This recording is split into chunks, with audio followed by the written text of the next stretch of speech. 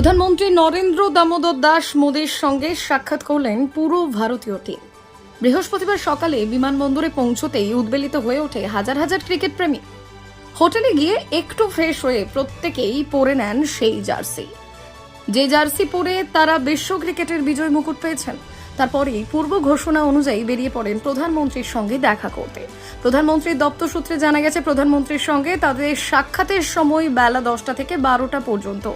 বেলা ঠিক 10টার সময় তারা উপস্থিত হয়ে যায় প্রধানমন্ত্রীর সমীপে। তার আগে হোটেলে সবাই মিলে কেক কাটলেন, নাচলেন, হই হুল্লোড় করলেন। সেই দলের সঙ্গে যুক্ত হলেন অনেক খেলোয়াড়ের পরিবার। রাহুল দ্রাবিড়ও কেক কাটলেন বিরাট কোহলি এবং হার্দিক পান্ডিয়াও। দিল্লির হোটেলে পৌঁছেই উচ্ছ্বাসে ফেটে পড়লেন সূর্যকুমার যাদবরা। হোটেলের বাইরে তুমুল নাচতে দেখা যায় ভারতের তারকা সূর্যকুমার যাদবকে। তাকে পেছন থেকে উৎসাহ দিতে থাকেন যশস্বী জয়সওয়াল। সূর্য একেবারে মেতে ছিলেন উচ্ছ্বাসে। প্রধানমন্ত্রী দপ্তর সূত্রে খবর, প্রধানমন্ত্রীকে সকলেই পায়ে হাত দিয়ে প্রণাম করেন।